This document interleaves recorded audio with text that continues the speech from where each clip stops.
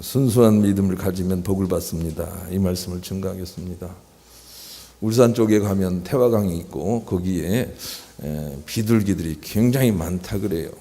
근데 비둘기가 많은 이유는 박용이라는 75세 정도 된 할아버지가 비둘기에게 밥을 주기 때문인데, 얼마나 비둘기들이 그 할아버지 곁에서 그렇게 진을 치고 할아버지 어깨 위에 머리 위에 앉고 얼마나 많이 모여서 그렇게 친밀하게 지내는지 그 모습 자체가 관광 상품이 된다는 거예요. 그런데 이 할아버지가 비둘기와 그렇게 쉽게 친해졌느냐 하고 물으니까 결코 쉽게 친해지지 않았다는 거예요. 친해지려고 얼마나 그렇게 애를 썼는지 모른다는 거죠. 그래서 그들이 어떤 일을 해도 놀래키지 않고 그냥 부드럽게 다가가서 사귀어냈는데, 사귀어내는 어간에 어느 한순간에 누가 그런 얘기를 하더라는 거예요. 자기 손주가 몸이 아픈데, 그런데 그 병에는 비둘기를 잡아서 삶아 먹으면 낫는다, 그런 얘기를 했더라는 거죠. 그래서 그냥 그 비둘기에게 신뢰가 되지만 그래도 내 손주가 너보단 더 중요하니까 잡아서 손주에게 줘야 되겠다라고 생각하고 비둘기를 잡아서 이렇게 끓이려고 생각을 하면서 비둘기에 갔더니 비둘기가 자기에 오지 않더라는 거예요. 우리가 하나님을 대하는 방법도 그와 똑같습니다. 하나님, 내가 오늘 예배를 드림으로 그냥 병 낫기를 원합니다. 예배를 드리고 막 우리 문제가 해결됐으면 좋겠습니다. 이런 목적을 가지고 하나님께 나오면 하나님이 우리께 오지를 않습니다. 그냥 순수한 마음을 가지고 가야 하나님께서 임재하시는 거죠. 이 요한일서 4장 12절에 이렇게 말씀하셨거든요. 어느 때나 하나님을 본 사람이 없어도 만일 우리가 서로 사랑하면 하나님이 우리 안에 거하시고 그의 사랑이 우리 안에 온전히 이루어지느니라 그랬습니다. 온도와 습도가 맞으면 마음으로 그냥 꽃을 피우려고 막 하는 거예요. 꽃을 어떻게 막 소망하고 기대하고 갈망하고 하는 게 그게 중요한 게 아니죠. 온도와 습도가 맞으면 그냥 꽃은 핀다니까요. 계절과 무슨 장소를 상관없이 그냥 꽃은 핀단 말이에요. 마찬가지로 우리가 순수한 믿음을 가지고 사랑이라는 것을 이루게 될 때는 그냥 하나님이 거기 계신다니까요. 그냥 하나님이 역사하시는 걸 우리가 느끼고 보게 된단 말이죠. 우리가 순수한 믿음을 가지기 전에는 결단코 하나님이 우리 가운데 당신을 증거하지 않습니다. 그냥 순수한 목적을 가지고 주님께 나와야 되죠. 우리는 초대교회로 돌아가자, 초대교회를 본받자라고 얘기하는데, 초대교회는 정말로 순수한 믿음을 가졌기 때문에 그 많은 능력들이 나타났다고 여기저기서 많이 말씀을 하고 있어요. 대표적으로 사도행전 2장 43절 이하에 이런 말씀을 주시네요. 사람마다 두려워하는데 사도들로 인하여 기사와 표적이 많이 나타나니 믿는 사람이 다 함께 있어 모든 물건을 서로 통용하고 또 재산과 소유를 팔아 각 사람 필요를 따라 나눠주고 날마다 마음을 같이하여 성전에 모이기를 힘쓰고 집에서 떡을 떼며 순전한 기쁨과 마음으로 음식을 먹고 하나님을 찬미하며 또 온 백성에게 칭송을 받으니 주께서 구원받는 사람 날마다 더하게 하시니라. 그들은 순전한 마음을 가지고 있었다, 이런 표현을 쓰고 있네요. 나는 성도들 간에 구별되게 교제를 해야 된다고 생각을 하는 사람이거든요. 그래서 교회에 나왔을 때는 다른 생각을 좀 내려놓고 우리는 하나님의 가족이다, 형제자매다, 이런 마음을 가지고 웬만하면 힘들고 어려운 사람들을 도와주려고 생각을 해야 돼요. 돈으로 돕는 것은 진실로 믿음이 많이 들어가야 되지만 그 우리 말 한마디로 도울 수가 있잖아요. 친절하게 도울 수 있잖아요. 힘내, 이렇게 할 수가 있고 참 이렇게 해야 되는데, 교회에 나와서 서로 상처를 주면 절대로 안 되기 때문에 교회라는 게 있는 거예요. 교회는 서로 위로하고 사랑하라고 그렇게 주어진 공동체이죠. 그런데 그것이 아주 순수해지면 하나님의 역사가 충만해진다고요. 순수해지면. 가정도 마찬가지죠. 그들의 관계가 순수해지면 하나님의 도우심이 나타나게 돼 있어요. 천군 천사가 그들을 두르고 돕는다고요. 그 대신 조건이 있단 말이죠. 항상 순수해야 해요. 마치 이렇게 우리가 의형제를 맺은 것처럼 이렇게 의기투합해서 웬만하면 도와줘야 되겠다, 저 사람이 잘 되도록 해줘야 돼, 이런 마음을 가지고 우리가 모여야 돼요. 교회라는 것은 그것을 연습하라고 있는 장소이기 때문에 그런 거죠. 그런데 우리는 순수함을 잘 읽습니다. 그리고 나서 어떻든 이익을 받으려고 합니다. 여러분 가운데서 내가 하는 사업이나 장사를 잘 되게 하려고 이렇게 나온 사람이 없겠죠. 그런 사람들은 큰 교회 갔겠죠. 그러나 그런 사람이 없기를 바라요. 순수하게 우리가 자꾸 대할 때 하나님의 도움이 나타나요. 니도 잘 되고 나도 잘 되고 그런 역사가 나타나죠. 그래서 욕심으로 대하지 말라. 야고보서 1장 12절로 17절. 이 본문은 여러분이 암송하기를 원해서 자꾸 우리가 읽습니다. 같이 읽겠습니다. 시작. 시험을 잡는 자는 복이 있나니 이는 시련을 견뎌낸 자가 주께서 자기를 사랑하는 자들에게 약속하신 생명의 면류관을 얻을 것이기 때문이라. 사람이 시험을 받을 때 내가 하나님께 시험을 받는다 하지 말지니 하나님은 악에게 시험을 받지도 아니하시고 친히 아무도 시험하지 아니하시느니라. 오직 각 사람이 시험을 받는 것은 14절 잠깐만요. 오직 각 사람이 시험을 받는 것은 자기 욕심에 끌려. 비둘기 할아버지 생각이 나시죠? 하나님께서 무엇을 내게 주시기를 원하고 나는 반드시 그걸 받아내겠다 이런 마음을 가지고 나오기 때문이라는 거예요. 15절 시작. 욕심이 잉태한 즉 죄를 낳고 죄가 장사한 즉 사망을 낳느니라. 내 사랑하는 형제들아 속지 말라. 온갖 좋은 은사와 온전한 선물이 다 위로부터 빛들의 아버지께로부터 내려오나니 그는 변함도 없으시고 휘전한 그림자도 없으시니라. 하나님이 모든 걸 다 준비하고 계시다고요. 지금도 하나님 먼저 와 계세요. 그런데 먼저 와서 우리 마음속에 찾아오려고 하는데 들어갈 수가 없는 거예요. 다 욕심이 있기 때문이죠. 하나님 먼저 우리에게 은혜를 주고 계시다는 거 알아야 돼요. 하나님은 그저 우리에게 뭘 주시기 위해서 안달하는 부모 같은 마음을 가지고 우리 가운데 계세요. 그런데 우리가 주님께 와서 이건 내놔요, 저건 내놔요, 이거 왜 안 주세요, 이렇게 하는 것이 오히려 하나님이 우리 가운데 임재하시기를 방해하는 요소가 된다는 거예요. 그 이치를 우리 알고 속지 말아요. 속으면 안 돼요. 우리 교회 청년들이 결혼할 때 제발 이 사람과 결혼하면 내가 행복하겠다 이런 마음을 가지고 결혼하면 그냥 어른들과 똑같이 된다는 걸 명심해야 돼요. 저 사람이 나에게 어떤 건 해줄 것이다 라는 기대를 가지고 나가면 어김없이 깨져버린단 말이에요. 참사랑이 되지 않는단 말이에요. 그냥 순수하게 저 사람은 내가 일생 동안 사랑해도 좋을 사람 같다, 그냥 순수한 마음을 가지고 도와줘야 되겠다 이런 마음을 가지고 그냥 만나야 돼요. 그런데 대부분 처음에는 그렇게 만나거든요. 특히 여성분들이 처음에는 그렇게 만나요. 좋다. 근데 2, 3년 지나가면 본색이 나와요. 그래가지고 막 이상한 말들을 한단 말이에요. 끝까지 그걸 하는 사람이 별로 없는 거죠. 순수한 관계 속에 하나님의 임재가 있고 참복이 있다는 걸 꼭 기억을 해야 됩니다. 좋은 부부는 그래서 자녀를 기르되 순수합니다. 이 자녀를 통해서 자기가 영광 받으려고 생각을 하지 않습니다. 이 자녀를 하나님께서 많은 가정 중에 우리 가정이 좋구나, 나는 조건 없이 네가 이 세상에서 잘 되고 바로 서도록 그냥 너를 도와주는 서포터 역할을 하겠다 하고 그 다음을 기대하면 안 됩니다. 그런데 왜 너는 갑동이처럼 그게 안 되느냐, 이렇게 하면 안 되는 것입니다. 순수함을 이미 잃어버린 것입니다. 순수하지 않는 곳에는 하나님의 개입이 없습니다. 천사가 돕지 않습니다. 순수해야 한다는 것이죠.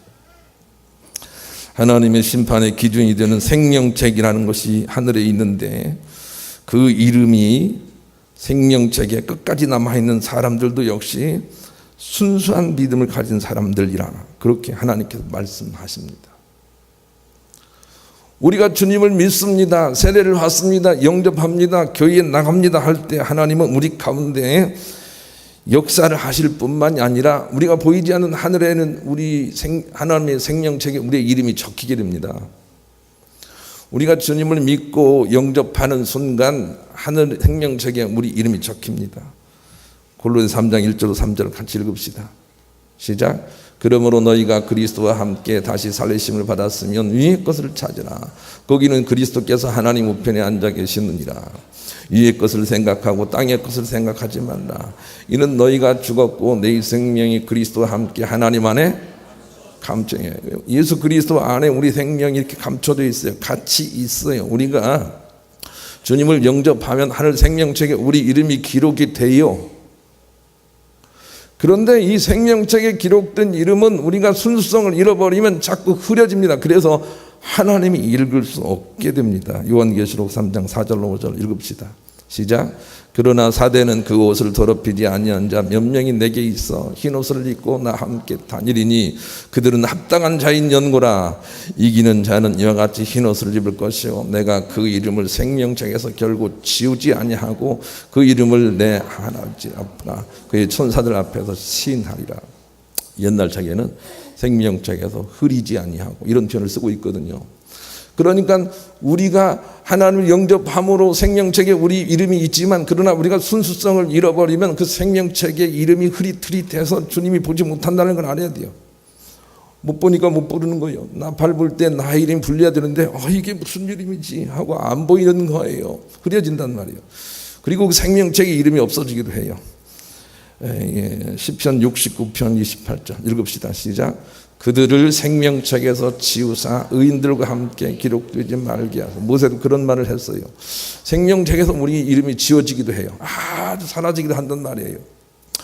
그러나 순수성을 가지고 있는 사람들이 천국에 간다. 끝까지 이렇게 말씀하세요. 요한계시록 7장 9절로 14절 같이 읽읍시다. 시작. 이 일 후에 내가 보니 각 나라와 족속과 백성과 방언에서 아무도 능히 셀 수 없는 큰 무리가 나와 흰 옷을 입고 손에 종려가지를 들고 보좌 앞과 어린 양 앞에 서서 큰 소리로 외쳐 이르되 구원하심이 보좌에 앉으신 우리 하나님과 어린 양에게 있도다 하니 모든 천사가 보좌와 장로들과 내 생물의 주위에 서 있다가 보좌 앞에 엎드려 얼굴을 대고 하나님께 경배하여 이르되 아멘. 찬송과 영광과 지혜와 감사와 존귀와 권능이 힘이 우리 하나님께 세세토록 있을지어다. 아멘 하더라. 장로주 하나가 응답하여 나에게 이르되 이 흰 옷 입은 자들이 누구며 또 어디서 왔느냐.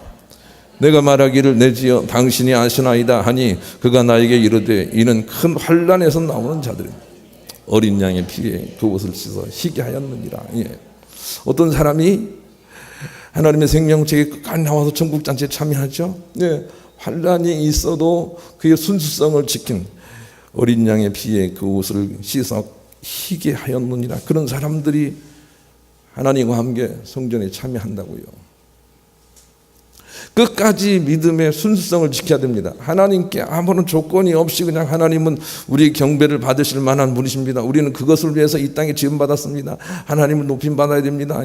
나는 그냥 지금 이 상황에도 주님께 감사합니다. 나는 주님께 아무 요구가 없습니다. 주님 당신만 나에게 그냥 있기를 원합니다. 이런 마음의 순수성을 가지고 있을 때 그 사람들이 천국 간단 말이에요. 순수해야 해요. 핸드폰에 배터리가 떨어지면 그냥 이렇게 핸드폰이 잘 안 되고 막 이렇게 막 잘 읽어지도 않고 막 별 문제를 일으키는 것처럼 우리가 믿음의 순수성이 사라지면 저 하늘나라의 생명책에 우리 이름은 그냥 잘 읽혀지지 않습니다. 이 사람 믿는 사람 맞아? 하나님이 궁금해하는 거죠. 이거 잘 안 보이네. 이렇게 한단 말이에요. 그러니 항상 순수해야 된다는 것을 우리가 잊지 말아야 되겠습니다. 우리 그런 마음 가지고 복음성가 297장 부르겠습니다. 순수성을 회복합시다. 가정에서도 인간관계에서도 하나님 나라에서도 그냥 있는 모습 그대로 감사합시다. 여러분의 아내와 여러분의 남편을 그냥 있는 모습 그대로 받아주세요. 그냥 그 모습 그대로 받아주세요. 그런데 그렇게 하지 않고 내 기대치가 높아지면 항상 하나님은 저 멀리 떠난다는 것을 알아야 돼요. 여러분의 자녀와 여러분의 부모를 그냥 있는 모습 그대로 받으세요. 내가 자꾸 부모만 얘기하는데 자녀들도 마찬가지예요. 아니 우리 집은 왜 이 모양이냐고. 남들은 막 잘 사는데. 이렇게 하는 자녀도 많습니다. 그렇게 하는 한 결코 하나님이 그 장막에 머무르지 않습니다. 역사하지 않습니다. 그냥 있는 모습 그대로 된장국 한 그릇 끓여놓고 먹는다 할지라도 거기에 화기하게 그렇게 하게 될 때 하나님이 임재하셔서 그 사람들이 결단코 어려움 당하게 하지 않습니다. 하나님 복되게 하신다는 말입니다.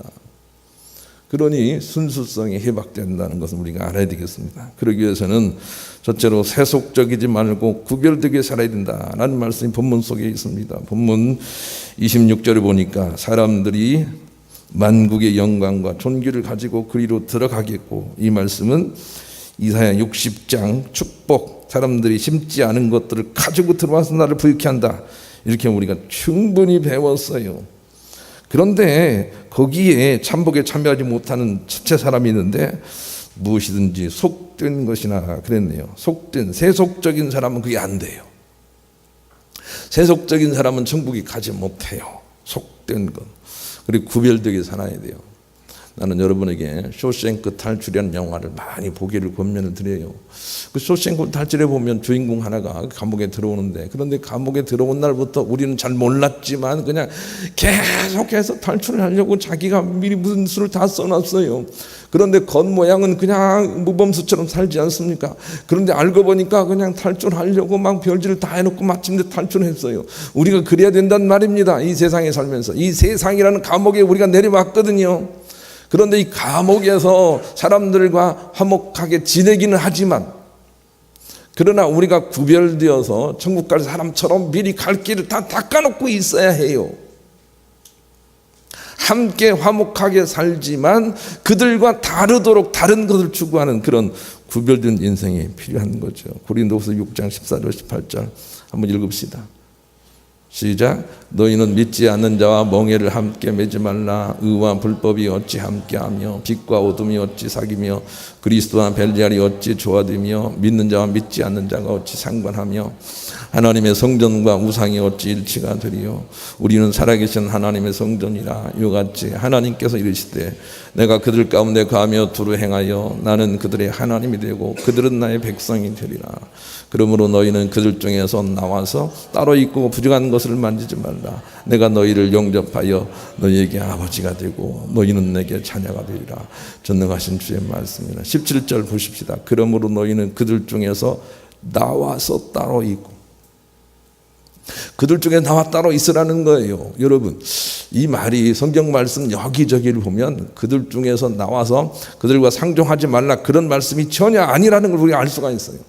그들 속에 있지만 그러나 전혀 다른 가치관을 가지고 사는 거예요. 그게 힘들지요. 힘들지만 그렇게 하라는 거예요. 우리가 버스를 타려면 버스 정류장에 나가야 되잖아요. 그런데 집안에 앉아서 아이고 버스가 왜 안 오네, 그렇게 할 수는 없잖아요.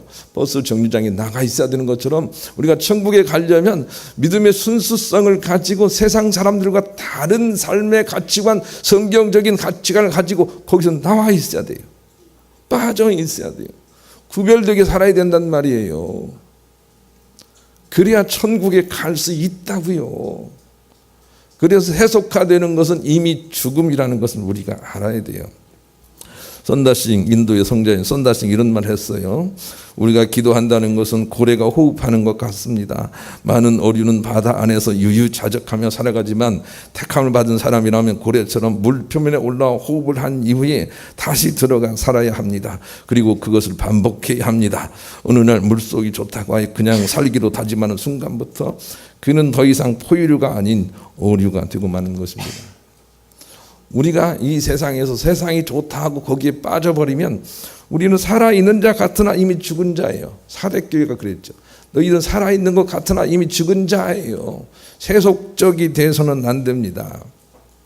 구별되게 깨어 있어야 됩니다. 자기만의 복음의 가치를 가지고 그렇게 살아가고 있어야 됩니다. 우리가 추구하는 바가 세상 사람들과 전혀 달라야 됩니다. 그래야만 우리가 천국에 갈 수 있습니다. 이것이 오늘 본문이 주는 첫 번째 메시지예요. 그런 마음을 가지고 복음서가 516장 같이 찬양합니다. 두 번째, 자기 중심성에서 벗어나 하나님 중심성이 세워지 합니다. 이런 메시지가 오늘 본문 27절에 있어요. 이런 사람들은 천국에 들어가지 못합니다. 27절 읽읍시다. 시작. 무엇이든지 속된 것이나 가증한 일 또는 거짓말하는 자는 결코 그리로 들어가지 못하되 오직 어린 양의 생명책에 기록된 자들만 들어가리라. 이 가증한 일과 거짓말은, 가증한 일은 우상 숭배와 항상 연결이 되어 있고 거짓말은 사단과 늘 연관이 되어 있어요. 그래서 우상 숭배나 사단이 하는 일은 우리가 우리 중심성에서 깨어나지 못하게 하는 거예요. 크게 볼 때. 그래서 자기 중심적으로 살게 해요.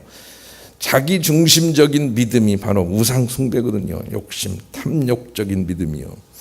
그래서 자기 중심성에서 깨어나지 않으면 천국 못 간다는 거예요.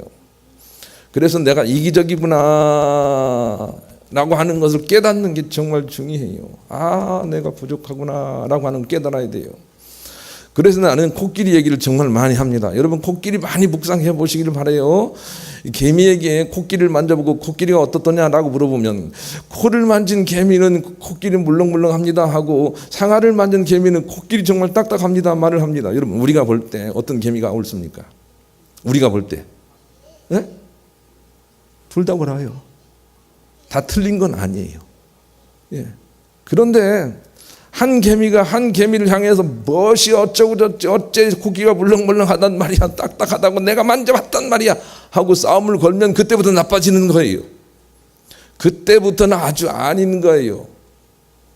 개미 같은 우리가 옳다고 여기는 바가 나만 옳다고 여겨지는 아주 부분적이라는 것을 깨닫는 지혜가 필요해요. 내가 이렇게 구체적으로 얘기하고 싶지 않아서 그렇게 얘기를 하지 않아야 되는데 목사는. 그런데 구체적으로 얘기하면 복잡해지거든요. 한번 보세요. 이렇게 성향이 야당 쪽에 맞는 사람이 있고 여당 쪽에 성향에 맞는 사람이 있어요. 그러면 나는 여당이 좋다 그러면 돼요. 상관없어요. 무슨 상관이에요. 그렇게 지어졌기 때문이겠죠. 나는 야당이 좋다 그럼 상관이 없는데, 그런데 너희들은 나쁜 사람이다라고 얘기하면 그때부터 나빠지는 거예요. 자기 중심성에서 벗어나야 돼요. 자기 중심성에서 벗어나서 깨어나야 돼요. 그래야만 천국 간단 말이에요. 내가 옳다고 여기는 바는 나에게만 그렇게 주어진 것이구나 라고 생각하고 이해를 해야 돼요. 여러분 다 야구나 뭐 축구나 응원팀이 있잖아요. 그런데 어떤 사람은 괜히 메뉴가 좋아서 메뉴를 응원하지만, 그러나 첼시가 좋은 팀도 사람도 있을 거 아니에요. 그럼 넌 첼시를 좋아하는구나, 나는 맨유가 좋다 그러고 말일이지, 첼시가 뭐가 좋냐고 또 막 이렇게 하는 거예요. 그것이 문제가 된다 그 말이에요. 자기 중심성에서 벗어나요. 내가 맨유를 좋아하는 것처럼 어떤 사람은 첼시를 좋아하도록 지어졌구나, 하나님이 그렇게 하시는구나, 이렇게 하나님 중심성으로 깨어난 사람만이 천국에 들어간다는 것을 우리에게 가르쳐주고 있어요. 마태복음 16장 24절 같이 읽읍시다. 시작. 이에 예수께서 제자들에게 이르시되 누구든지 나를 따라오거든 자기를 부인하고 자기 십자가를 지고 나를, 우선 첫째는 자기를 부인하고 해요.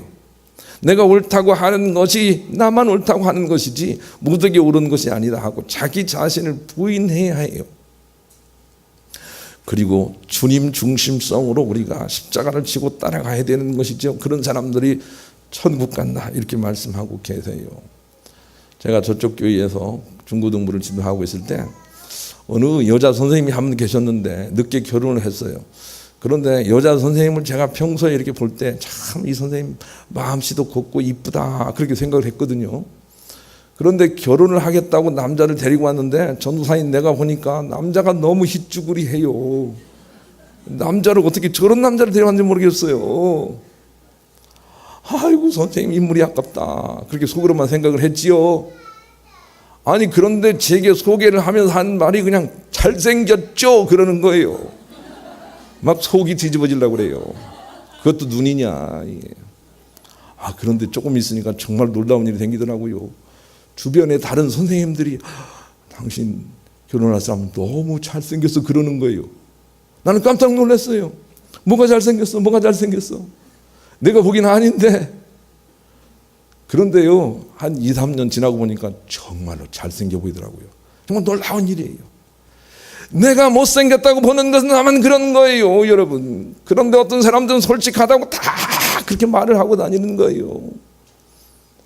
정직하게 깨어나야 돼요. 내가 옳은 것이 절대 다 옳은 것이 아니다고 깨어나야 돼요. 하나님이 다른 생각을 주셨겠다 하고 깨어나는 사람들만이 바로 천국 갈 사람이다 이렇게 말씀하고 계시는 거죠. 스티브 잡스는 탁월한 음악 연주기를 발명한 사람이기도 합니다. 그러나 자기는 항상 턴테이블 음악을 들었습니다. 그 이유는 정제된 음악은 자신의 유전자를 파괴한다고 생각하기 때문입니다. 순수에 가까운 음악만이 자기를 치유하고 소생한다고 생각했기 때문에 그는 턴테이블 음악만 들었습니다. 여러분 꼭 기억을 하세요.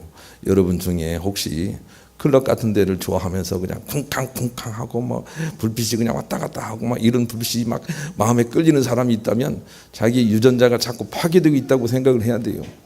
그런데 막 귀뚜라미 우는 소리, 뭐 그냥 뭐 시냇물 흐르는 소리, 막 이런 소리들 너무 좋은 거예요. 자연이 좋은 거예요. 이런 사람들은 치유받기를 제대로 방향을 잡고 있다는 걸 알아야 돼요. 그런 것만이 우리를 치유해요. 자연스러운 것만이 우리를 치유한단 말이에요. 우리가 하나님의 소리를 들어야 되는 이유가 거기 있는 거죠. 이기진 서강대 물리학 교수가 이런 말을 했어요. 방사능은 우리 몸을 통과하면서 우리 유전자를 변형시켜 기형아를 낳기도 하지만 나쁜 유전자를 이루기도 합니다. 그래서 우리는 인위적인 방사능이 아니라 자연스러운 방사능을 쏘이며 살아야 건강하게 되고 특히 은총의 빛에 자꾸 쏘임을 받아야 합니다. 그렇지 않으면 우리는 어느새 오염된 사람이 되어 악을 대물림하게 될 것입니다.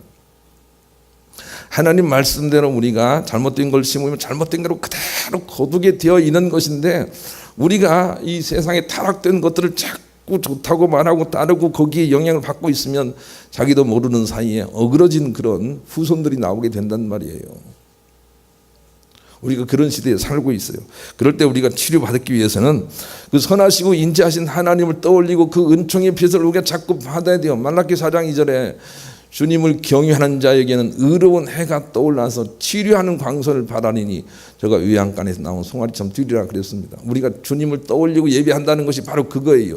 예배를 잘 드리는 순간은 얼마나 많은 것들이 치유가 되는지 몰라요. 다만 그 하나님께 구별되어 우리가 순수한 마음으로 하나님 앞에서 예배를 드릴 때만 그게 나타나는 거죠. 순수한 믿음 예배를 드릴 때만 그게 나타난다 그 말이에요. 요한계시록 14장 4절로 5절 14만 4천 명에 대해서 이렇게 풀어내고 있습니다. 이 사람들은 여자와 더불어 더럽히지 아니하고 순결한 자라 어린 양이 어디로 인도하든지 따라가는 자며 사람 가운데에서 속량을 받아 처음 익은 열매로 하나님과 어린 양에게 속한 자들이니 그 입에 거짓말이 없고 흠이 없는 자다. 자, 거짓말 오늘 본문 떠오르죠. 거짓말은 이 사단이 주는 거예요. 그리고 사단이 주는 거짓말은 이 땅 눈에 보이는 것이 전부 다 그렇게 자꾸 말을 하는 거예요. 세속적으로 만드는 거예요. 그게 거짓말이에요. 그런데 거기에 물들지 않고 순수한 사람들만이 14만 4천에 들어간다. 그렇게 말씀을 하고 계시는 것이지요. 그런 이유가 순수해져야 됩니다. 우리 속에 있는 야망을 내려놓고 소망이라는 순수한 믿음을 가져야 됩니다. 나는 어떤 사람들이 믿음이라는 이름으로 하나님 앞에서 얼마나 닥달을 하고 있는 사람들을 보는지 모릅니다. 하나님 이것 내려주세요. 하나님 저것 내려주세요. 이것 주세요. 저것 주세요. 이것 주세요. 왜 안 줍니까? 예.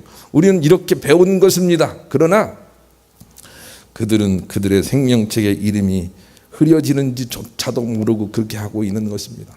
그래서 순수하게 나와야 됩니다. 지금 내가 힘들고 어렵지만 그러나 주님이 나를 선하게 이끌어 주시는 줄로 믿습니다.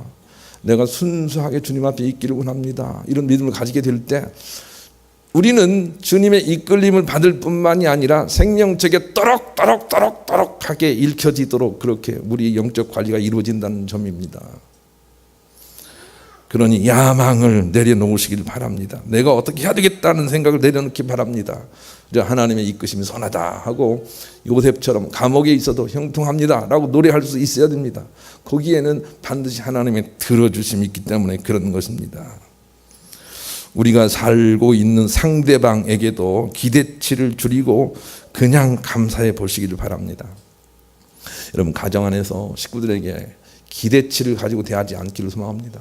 여러분 월급날 되면 이만큼 나게 되고 생일날 되면 나에게 뭐 반짝거리는 거 사주겠지 이런 기대치를 갖기 시작하면 그때부터는 참복을 받지 못합니다. 여러분 그냥 당신이 있음으로 인하여 그냥 족합니다 이런 마음을 가지고 있을 때 훨씬 더 많은 것들을 받게 돼요. 그런데 막 무엇을 요구하는 사람들이 많이 받을 것이라고 착각을 해요. 속고 있는 거죠. 그렇지 않아요. 수영록 교회에 이기현 목사님이 지난주에 방송 설교를 하는데 들어보니까 내용이 대체로 이런 내용이더라고요.